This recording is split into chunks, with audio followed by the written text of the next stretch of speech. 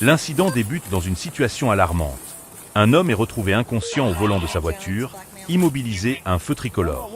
Des témoins sur place rapportent que l'individu est resté ainsi pendant plus de 10 minutes, insensible aux tentatives répétées des passants pour le réveiller.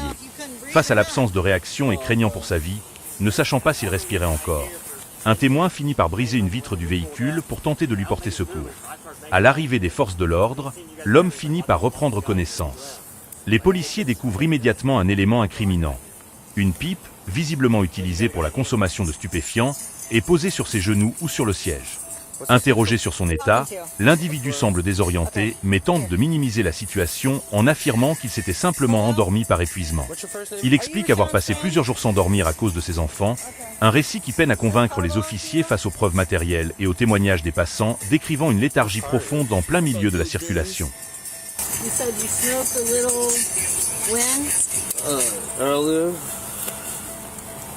You got anything in here that's going to poke me or stick me? No, I don't. Okay, I do not want to be poked. But smell. I'm not inject.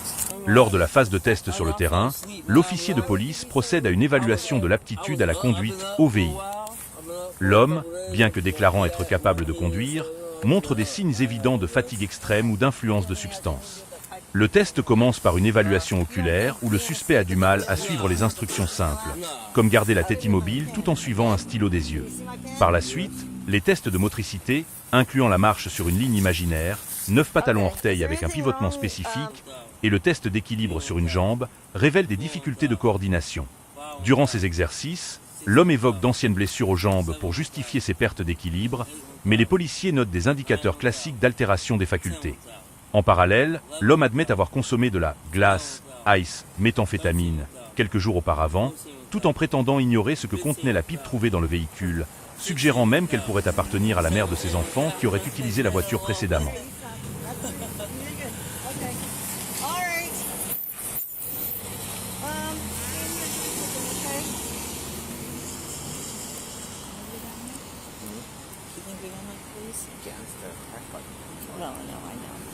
For, yes. Because you only need 3 on each, right? Well, you already, I mean, he should have been A-Ride his drugs, so. L'issue de l'intervention est sans appel. L'homme est placé en état d'arrestation pour conduite sous influence.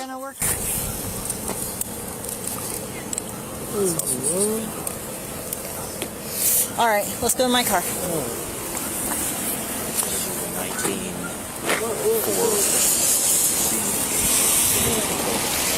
Yeah.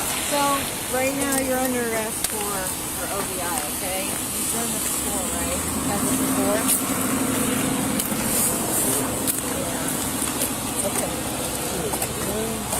Come on, people, take the car. We'll see about Where's your that. keys?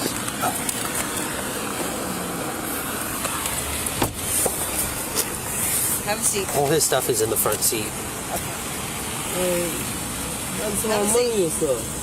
Have a seat. Une fois dans le véhicule de patrouille, l'officier lui lit ses droits Miranda et lui explique les conséquences légales de sa situation. Le point de friction majeur survient lorsqu'il est invité à fournir un échantillon de sang à l'hôpital pour un test chimique. Malgré les avertissements répétés sur la suspension automatique et immédiate de son permis de conduire en cas de refus, conformément aux lois de l'Ohio, le suspect choisit délibérément de décliner le test.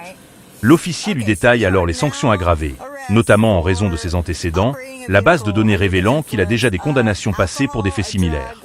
La vidéo met en lumière la procédure stricte de la police face aux conducteurs récidivistes, soulignant que le refus de coopérer avec les tests chimiques n'empêche pas l'arrestation, mais durcit considérablement les peines administratives et judiciaires encourues, laissant l'individu face à une suspension de permis de longue durée et de nouvelles poursuites pénales. Your Ohio driving privileges will be suspended immediately. Le dossier est maintenant entre vos mains. Est-ce que la police a agi avec discernement ou selon vous, les limites ont été franchies? Votre avis compte, exprimez-vous dans l'espace commentaire. Pour soutenir notre travail de documentation, n'oubliez pas de laisser un pouce bleu et de vous abonner à Bodycam Dossier. On se retrouve très vite pour une prochaine analyse.